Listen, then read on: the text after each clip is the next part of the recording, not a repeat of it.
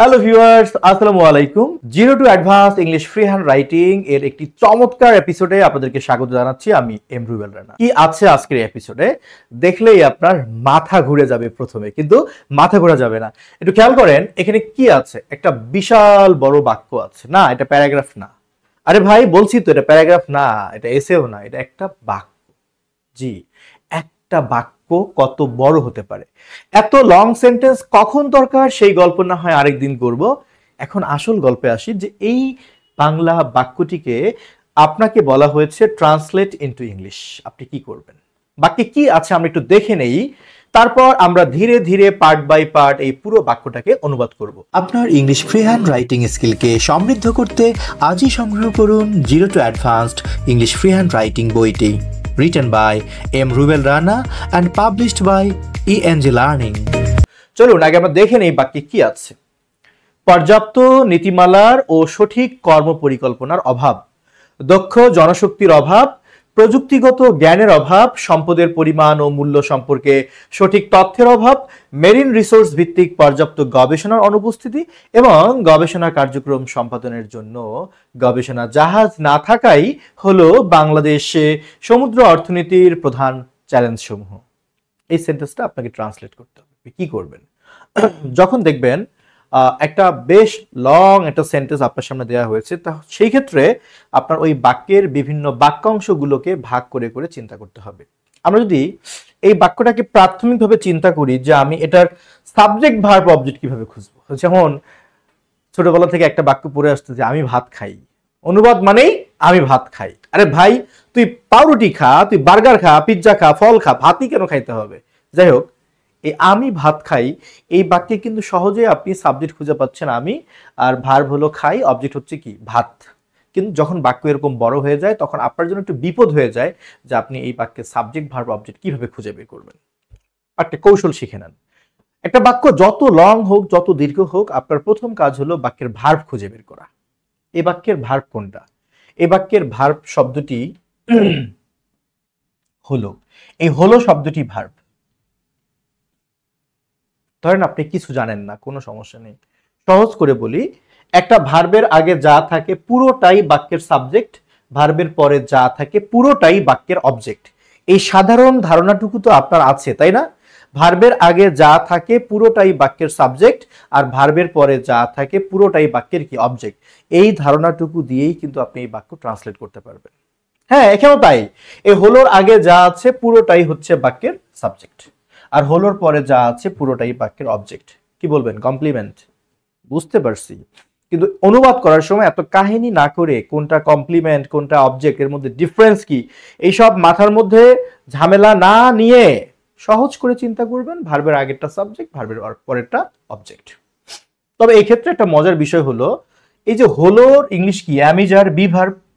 যখন কোনো বাক্যে বি ভার্বটা মূল ভার্ব হিসেবে কাজ করে তখন আপনি দুই দিক থেকে সাবজেক্ট চিন্তা করতে পারেন। মানে হলোর আগের অংশটাকেও সাবজেক্ট ধরতে পারেন, আবার হলোর পরের অংশটাকেও সাবজেক্ট ধরতে পারেন। মানে বাক্যটা আপনি এভাবেও বলতে পারেন যে বাংলাদেশে সমুদ্র অর্থনীতির প্রধান চ্যালেঞ্জ সমূহ হলো এই যে এগুলো। তাহলে কি বলেছি? যখন কোনো বাক্যে মূল ভার্ব হিসেবে হয় হলো এরকম বি ভার্ব থাকবে, তখন আপনি সাবজেক্ট চিন্তা করতে পারেন দুই ভাবে। হলোর পরেরটাকেও সাবজেক্ট ধরতে পারেন, হলোর আগের অংশটাকেও সাবজেক্ট ধরতে পারেন। এখন কি করব? আচ্ছা, আমরা আগে আগের অংশটাকে সাবজেক্ট ধরে নেই, দেখি তাহলে এই বাক্যটাকে ভাঙলে কি হয়। আমি সাবজেক্ট বের করলাম, বাংলাদেশের সমুদ্র অর্থনীতির প্রধান চ্যালেঞ্জ সমূহ, আর ভার্বটা কি? হলো। তারপর কমপ্লিমেন্ট বা অবজেক্ট কি, চ্যালেঞ্জগুলো কি কি আমি লিখে দিয়েছি। এই তো, এই বাক্যটা তো তিনটাই পার্ট, তাই না? আচ্ছা, এবার আগেই বলি, যদি আপনার ধৈর্য না থাকে এই ভিডিও আপনার জন্য না। ধৈর্য নিয়ে পুরো আলোচনাটুকু দেখেন, অনেক ভালো লাগবে। তাহলে আমার সাবজেক্টটা কি? বাংলাদেশের সমুদ্র অর্থনীতির প্রধান চ্যালেঞ্জ সমূহ। সাবজেক্টটা তো বেশ বড়। এখন আপনার জানা আছে বা জেনে নেবেন, যখন দেখবেন একটা বাক্যের সাবজেক্ট বেশ বড়, অবজেক্টের সাইজ বড় বা সাবজেক্টের সাইজ বড়, মানে একটা ফ্রেজ হয়ে গেছে, একটা স্লোগান মনে রাখবেন, যা কিছু সাইজে বড় পেছন দিক থেকে অনুবাদ করো। অর্থাৎ সাবজেক্ট হোক বা অবজেক্ট হোক, যখন দৈর্ঘ্যে বড় হবে পেছন দিক থেকে আপনি অনুবাদ করবেন। তাহলে আমি এই সাবজেক্টটা অনুবাদ করব কোন দিক থেকে? অবশ্যই আমি পেছন দিক থেকে অনুবাদ করব। তাহলে আমার পেছনের পার্টটা কি আছে? আমার পেছনের পার্টটা আছে চ্যালেঞ্জ সমূহ, প্রধান চ্যালেঞ্জ সমূহ। আমি চ্যালেঞ্জের ইংলিশে লিখতাম, বাট চ্যালেঞ্জের আগে একটা অ্যাডজেক্টিভ আছে কি? প্রধান। আপনি পেছন থেকে অনুবাদ করবেন, কিন্তু মাথায় রাখতে হবে যে যদি কোনো নাউনের সামনে অ্যাডজেক্টিভ থাকে তাহলে আগে অ্যাডজেক্টিভ লিখে তারপর নাউনটা লিখতে হবে, ঠিক আছে? তাহলে আমি লিখলাম প্রধান চ্যালেঞ্জ। এখন প্রধানের ইংলিশ কি? আপনি মেইন বলবেন, তাই তো? ওকে, মেইনও বলতে পারেন, প্রাইম বলতে পারেন, যা দেন ইচ্ছা, প্রিন্সিপাল দিতে পারেন, প্রধান বুঝালি হলো। এবার চ্যালেঞ্জ সমূহ মানে কি? অনেক চ্যালেঞ্জ, তাহলে আমি লিখবো চ্যালেঞ্জেস। চ্যালেঞ্জেস। ওকে, এবার এই যে র, এই র এর ইংলিশ কি বলেন? অফ হয়। তবে চ্যালেঞ্জের পর অফ না লিখে অফের থেকে বেশি ভালো হয় আপনি ফর লিখতে পারেন অথবা টু লিখতে পারেন, ঠিক আছে? তাহলে দ্য মেইন চ্যালেঞ্জেস ফর অথবা টু। এবার কার জন্য চ্যালেঞ্জটা? সমুদ্র অর্থনীতি, তাহলে টু দ্য ব্লু ইকোনমি। এখন আপনার মনে প্রশ্ন আসতে পারে যে আপনি ব্লু ইকোনমির সামনে দা দিলেন কেন? এখানে সুনির্দিষ্ট করে একটা অর্থনীতিকে বোঝাচ্ছে এবং সেটা বাংলাদেশের অর্থনীতি, সুতরাং এত নির্দিষ্ট হয়ে গেছে তাই দা দিতেই হবে, দা ব্লু ইকোনমি। এবার কোথায় এটা? বাংলাদেশে, তার মানে ইন বাংলাদেশ। তাহলে আমার সাবজেক্টটা কি হয়ে গেল? খেয়াল করেন পেছন দিক থেকে অনুবাদ করে যে the main challenges for the blue economy in Bangladesh. তাহলে এখানে অপের চেয়ে ফর বেটার হয়, হ্যাঁ? দ্য মেইন চ্যালেঞ্জেস ফর অথবা to the blue economy in Bangladesh. Subject কিন্তু আমার অনুবাদ হয়ে গেল, ওকে? এবার আসেন ভার্ব। ভার্বটা কি? হলো। হলোর ইংলিশ কি? হলোর ইংলিশ কি? আর অ্যাম, ইজ, আর। এখন প্রশ্ন হলো কোনটা লিখবো? অ্যাম, ইজ, আর কোনটা লিখবো আমি? হ্যাঁ, আচ্ছা, ইজ লিখবো নাকি আর লিখবো? মনে রাখবেন একটা সাবজেক্ট যখন এরকম সাইজে বড় হয়ে যাবে তখন ভার্ব বসানোর ক্ষেত্রে মনোযোগ দিবেন। ভার্ব বসানোর ক্ষেত্রে ভার্বটা বসাবেন এই প্রথম নাউন অনুসারে। কি বলছি? বাক্যের সাবজেক্ট যখন দৈর্ঘ্যে বড় হবে সেক্ষেত্রে ভার্ব কিন্তু এই শেষের নাউনের উপর বেস করে বসানো যাবে না, ভার্ব বসবে ওই প্রথম নাউনটার উপর বেস করে। প্রথম নাউন যদি সিঙ্গুলার হয় ভার্ব হবে সিঙ্গুলার, প্রথম নাউন যদি প্লুরাল হয় ভার্ব হবে প্লুরাল। তাহলে আমার প্রথম নাউন কি? চ্যালেঞ্জেস, তার মানে এখানে ইজ কোনোভাবেই হবে না, তাহলে এখানে আমার কি লিখতে হবে? আর। তো আমি লিখলাম যে আর। সাবজেক্ট হলো, ভার্ব হলো। এবার অবজেক্ট বলেন আর কমপ্লিমেন্ট বলেন, যাই বলেন, এটাকে অনুবাদ করতে হবে। চ্যালেঞ্জগুলো কি কি? এখন খেয়াল করেন আমি বলছিলাম সাবজেক্ট যদি সাইজে বড় হয়, অবজেক্ট যদি সাইজে বড় হয় অনুবাদ করতে হয় পেছন দিক থেকে। সেই হিসেবে কিন্তু আপনারা এখন তাকাচ্ছেন পেছনের দিকে, কিন্তু খেয়াল করেন এখানে অনেকগুলো চ্যালেঞ্জ আছে। এটা সত্য যে কোনো কিছু দৈর্ঘ্যের সাইজ বড় হলে আপনি পেছন দিক থেকে অনুবাদ করবেন, বাট যখন আপনি দেখবেন ওই পার্টের ভেতরে কমা চিহ্ন দিয়ে দিয়ে অনেকগুলো সমজাতীয় অংশ আছে তখন আপনাকে এটা সিকোয়েন্স মেনটেন করতে হবে। মানে কি? মানে হলো আপনাকে প্রথমে আগে এই চ্যালেঞ্জটা লিখতে হবে যে পর্যাপ্ত নীতিমালার ও সঠিক কর্মপরিকল্পনার অভাব, আগে এটার ইংলিশ করতে হবে। তারপরে আপনাকে দক্ষ জনশক্তির অভাব, এটা লিখতে হবে। তাহলে সমজাতীয় একাধিক অংশ থাকলে আমরা পেছন থেকে অনুবাদ করব, কথা সত্য, তবে যে ফ্রেজটার উল্লেখ আগে আছে তাকে আমরা আগে অনুবাদ করব। কোন দিক থেকে? অনুবাদ মানেই পেছন দিক থেকে, জাস্ট সিকোয়েন্সটা আপনি ঠিক রাখবেন, ওকে? তাহলে এখানে অভাবের ইংলিশ কি? অভাবের ইংলিশ কি? যা দিবেন তাই হবে, অভাব হলেই হলো। তাহলে আমি ধরেন লিখে দিলাম অভাবের ইংলিশ হচ্ছে ল্যাক। আমি লিখে দিলাম যে ল্যাক অফ। অফ দিলাম কেন? এই যে র আছে না, এই র এর জন্য। একটু এদিক সেদিক করলে কিন্তু বুঝবেন না, মনোযোগ দেন। অভাবের ইংলিশ ল্যাক অফ। আচ্ছা, হ্যাঁ, আপনি যা যা ভাবছেন সেটাও দেওয়া যাবে। র দিলাম। এবার কিসের অভাব? খেয়াল করেন আমরা কিন্তু পেছন থেকে আসব, কিন্তু আমরা দেখতেছি এখানে দুইটা জিনিসের অভাব। একটা হলো পর্যাপ্ত নীতিমালা আর একটা হলো সঠিক কর্মপরিকল্পনা। আমি বারবার বলছি যে সিকোয়েন্স মেনটেন করতে হবে। আপনি পেছন দিক থেকে অনুবাদ করে নিয়ত করছেন, বাট আপনি দেখতেছেন এখানে দুইটা জিনিসের অভাব। তাহলে যার উল্লেখটা আগে করছে তার অনুবাদটা আগে করা উচিত না? বৈষম্য করা যাবে না তো, ওকে? তাহলে প্রথমে কার অভাব বলছে? বলছে পর্যাপ্ত নীতিমালা। এখানে পর্যাপ্ত শব্দটি অ্যাডজেক্টিভ, নীতিমালা শব্দটি হলো নাউন। পর্যাপ্ত নীতিমালা, তাহলে অ্যাডিকুয়েট, হ্যাঁ এনাফও লিখতে পারেন, অ্যাডিকুয়েট পলিসিস, পর্যাপ্ত নীতিমালা। আচ্ছা, এবার এই যে ও এর জন্য কি দিব আমি? অ্যান্ড। তো আমি দিলাম এই যে অ্যান্ড, ওকে? এবার কিসের? সঠিক কর্মপরিকল্পনা। তাহলে সঠিকের জন্য আমি কি লিখতে পারি? প্রপার লিখতে পারি। কর্মর ইংলিশ অনেক কিছু লেখা যায়, আমি ধরেন অ্যাকশন লিখলাম। এবার পরিকল্পনার জন্য আমি কি লিখতে পারি? প্ল্যান লিখতে পারি, proper action plans, okay? Comma চিহ্ন দিলাম। তাহলে আমার প্রথম চ্যালেঞ্জটা হয়ে গেল lack of adequate policies and proper action plans. এবার পরের চ্যালেঞ্জটা কি আছে দেখেন, এবার বলছে দক্ষ জনশক্তির অভাব। এই ফ্রেজটাও লিখতে হবে কোন দিক থেকে, পেছন থেকে। জাস্ট আমরা সিকোয়েন্স মেইনটেইন করতেছি, কিন্তু আমরা ভুলে যাব না যা কিছু দৈর্ঘ্যে বড় তাকেই পেছন দিক থেকে অনুবাদ করো, এটা ভুলে যাওয়া যাবে না কিন্তু। তাহলে আমার অভাবের ইংলিশ লিখতে হবে আবার অভাব। আচ্ছা ধরেন আমি অভাবের ইংলিশ ল্যাক অফ ছাড়া কিছু জানি না, সে আমি ল্যাক অফ দিয়ে লিখে যাই, বারবার আগে ল্যাক অফ লিখে যাই। তারপর দেখেন একটা ম্যাজিক আছে এখানে, তাহলে আমি আবারও লিখলাম ল্যাক অফ, অভাব। এবার আসেন কিসের অভাব, এবার বলছে দক্ষ জনশক্তি। তো দক্ষর জন্য আমি কি লিখবো, স্কিলড। জনশক্তির ইংলিশ আপনি কি লিখবেন, ম্যান পাওয়ার লিখতে পারেন বা হিউম্যান রিসোর্সেস লিখতে পারেন। তো ধরেন আমি লিখলাম যে হিউম্যান রিসোর্সেস, দক্ষ জনশক্তির অভাব। আচ্ছা এবার আসেন কি বলছে, প্রযুক্তিগত জ্ঞানের অভাব। এবার এইটুকু লিখতে হবে আবার পেছন দিক থেকে। আবারও আমি অভাবের জন্য কি দিলাম, ল্যাক অফ। আরে ভাই দেই না, তারপর দেখেন কি হয়, ল্যাক অফ, অভাব। এবার কিসের অভাব, প্রযুক্তিগত জ্ঞান, টেকনোলজিক্যাল নলেজ বা টেকনিক্যাল নলেজ। ধরেন আমি লিখলাম যে টেকনিক্যাল লিখলাম, সরি টেকনোলজিক্যাল নলেজ। সারাদিন কথা বলতে হয়, গলার 12টা বেজে যায়, বুঝলেন, ভোকাল কর্ড চাপ পড়ে অনেক। তারপরেও তো আপনারা সাবস্ক্রাইব করেন না, শেয়ার দেন না, একটু কমেন্টে অনুভূতিও জানান না, দুঃখ লাগে, তবু আমি দিয়ে যাব। আচ্ছা তাহলে ল্যাক অফ টেকনোলজিক্যাল নলেজ, প্রযুক্তিগত জ্ঞানের অভাব। এবার কি আছে, সম্পদের পরিমাণ ও মূল্য সম্পর্কে সঠিক তথ্যের অভাব। এটাও পেছন দিক থেকে লিখতে হবে। আবারও অভাবের জন্য আমি কি দিলাম, ল্যাক অফ, যে অভাব। আচ্ছা কিসের অভাব, এবার বলছে দুইটা জিনিসের অভাব।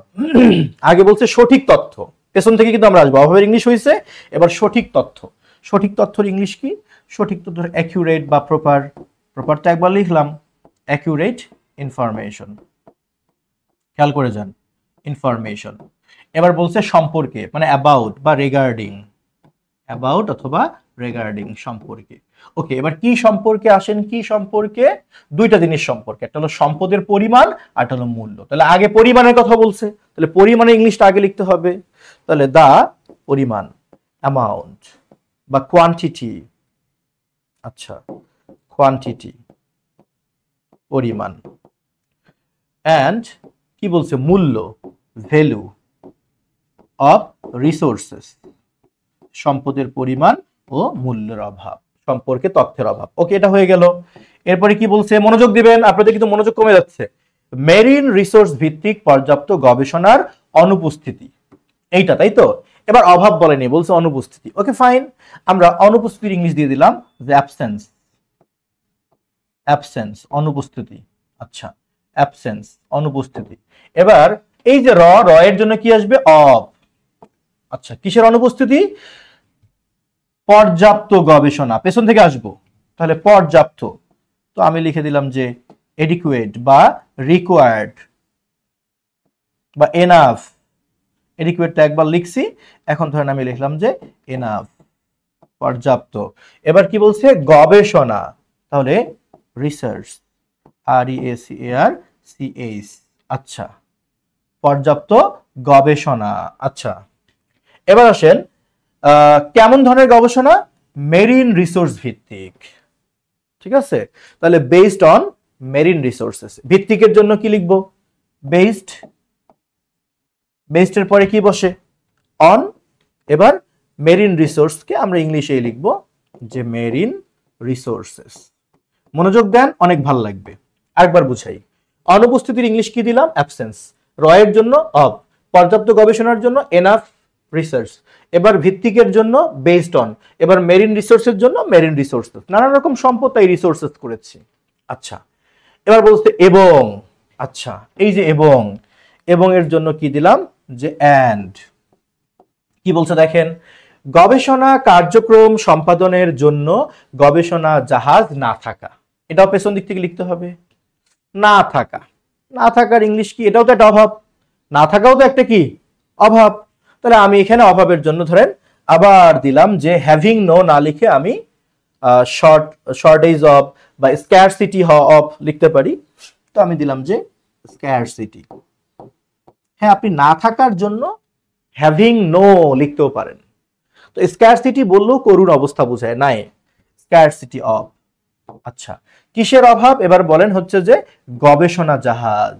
তাহলে আমি লিখলাম যে রিসার্চ জাহাজের জন্য, এখানে শিপ না লিখে ভেসেল লিখলে ভালো হয়, ভেসেলস হচ্ছে গবেষণা জাহাজ। এবার জন্যর ইংলিশ কি বলেন? জন্যর ইংলিশ হলো ফর। তো আমার জায়গা নেই, আমি কোথায় লিখবো বুঝতেছি না, ধরেন আমি উপরেই লিখে দিলাম। হ্যাঁ, আচ্ছা, ফর, জন্য। ওকে, এবার কিসের জন্য বলছে? যে গবেষণা কার্যক্রম সম্পাদন। সম্পাদনের ইংলিশ কি? কন্ডাক্ট।